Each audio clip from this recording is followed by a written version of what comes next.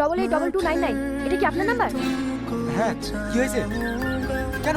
আমি আবার কি অপরাধ করলাম যে আমার নাম্বারটা বন্ধ করে দেবেন? না না স্যার, আপনার কোনো অপরাধ নেই। আসলে আপনি 3 মাস ধরে রিচার্জ করেননি তো, তাই নাম্বারটা বন্ধ হয়ে যাচ্ছে। হ্যাঁ, দিন বন্ধ করে দেন। বিড়ি কিনে টাকা নেই, রিচার্জ করবি। হ্যালো স্যার, কালকে আপনাকে ফোন করেছিলাম রিচার্জের জন্য। আপনি এখনো পর্যন্ত রিচার্জ করেননি কেন? আপনাকে আমি কতবার করে বলবো? আমি কাজ করিনি, কাজ টাকা পয়সা নেই। আর এমনি তো আমি কাউকে ফোন করিনি। আর আমাকে ফোন করার মতো কেউ নেই। তোমার তো টাকা দিবেন কেউ নেই। তোমার যদি দূর থাকে, তুমি রিচার্জটা করে দাও না। কত সব। তো সত্যি তো রিচার্জ করে দিল।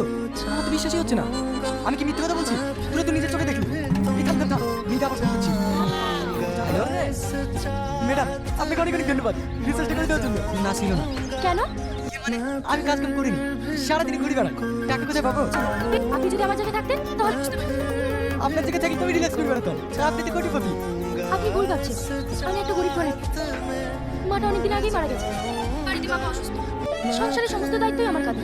সারা মাস কাজ করে মাত্র 8,000 টাকা মাইনে পাই, চলে যায়। তাহলে আপনি বলুন, আমি একজন মেয়ে হয়ে যদি এত কষ্ট করে সংসার চালাতে পারি, তাহলে আপনি একজন ছেলে হয়ে কেন পারবেন? দাঁড়ান দাঁড়ান, চলে এসছি। ক টাকা হলো? 20 টাকা।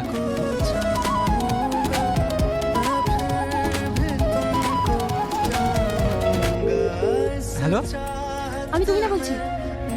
সকাল থেকে একবার ফোন করুন কেন? আমি তোমার ফোনের অপেক্ষায় ছিলাম। অপেক্ষায় ছিলে কেন? কেন তুমি জানো না নাকি?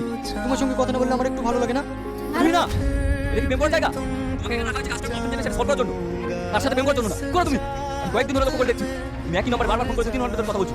তাই তোমাকে আমি আর এখানে রাখতে চাই না। ওটা ছিল। মেই মুহূর্তে এখান থেকে বেরিয়ে যাও। আন্ডারস্ট্যান্ড?